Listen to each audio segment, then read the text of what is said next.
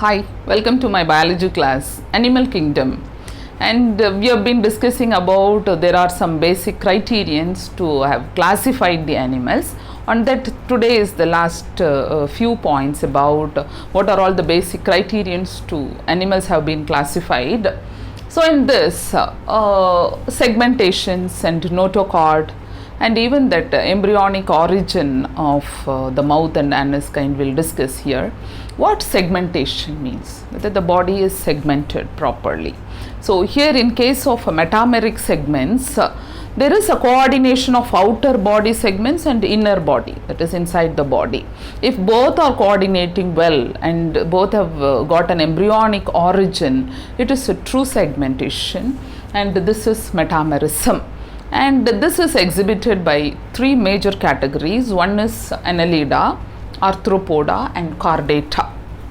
But in case of tapeworm, if you see, it seems to be a segment like the body, but each segment is proglottis. Now, this is not an embryonic origin, number one. Number two, there is no synchronization, there is no coordination of outer body and inner body. It is just the proglottis budded off and then it forms a segments, and that kind seems to be a segment, but it is not truly segmented, and that is called pseudo metamerism.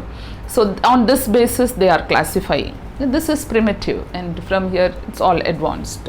And when you come down, so in this category you have a segmentation, you have a cephalization and extra fittings in their body. So cephalum means head. So there is a head formation. A true head. Head means there should be a sense organs like eyes or nostrils and mouth properly developed.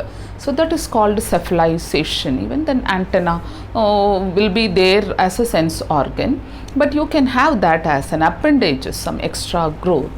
The appendages you have something like for walking. It started a true organ for walking started from annelids.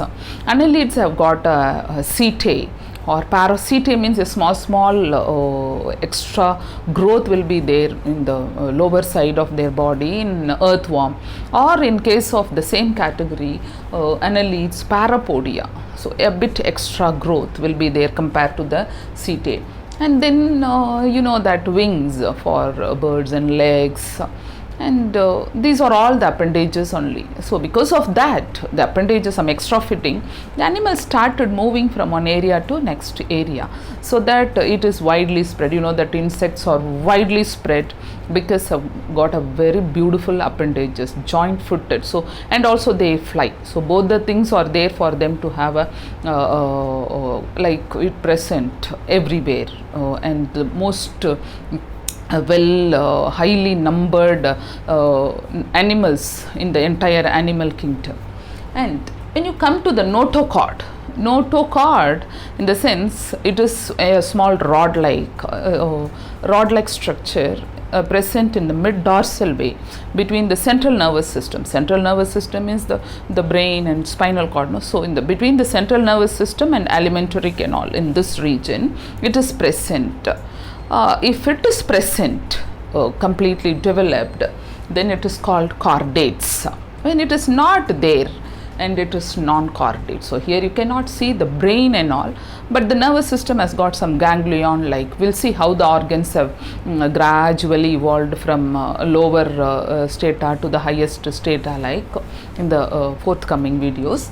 And here non-chordates are porifera to hemichordata. They don't have a solid rod, and in chordates it is coming from urochordata, cephalochordata and vertebrata. So in vertebrates, especially in vertebrates, this notochord is present only in the embryonic stage. After that, it doesn't mean that it is gone. It is completely replaced by a well developed vertebral column. That is why they are truly vertebrates. Vertebrates means the fishes, amphibians and human being all comes under that. And then the next category is embryonic development.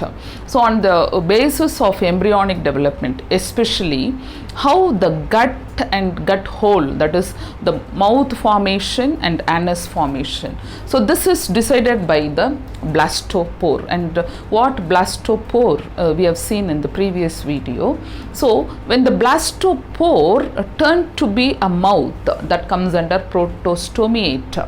When the blastopore is turned to be an anus, it is coming under deuterostomiate. And then because of that, this is the one which paves the way for the formation of a coelom and epocha developed. That is archenteron is very important for the formation of endoderm and mesoderm. That is truly, if it is formed, it is coming under this category, deuterostomic, the enterocoelomic animals. And so in this case here you have acoelom and pseudocoelomate and schizocoelomate animals are having the mouth formation from the blastopore. So all that comes under protostomiate. So in this schizocoelomate, even some eucoelomic animals are present, that is Annelida, Arthropoda and Mollusca, and enterocoelomic animals truly having anus developed from this blastopore, and they are all coming under deuterostomiate. And I have just mentioned echinodermata to mammalia, that's all chordates coming under this deuterostomiate condition. So these are all the bases, like symmetry, plan, everything we have seen, and with all this they just classified the animal kingdom from porifera to human beings.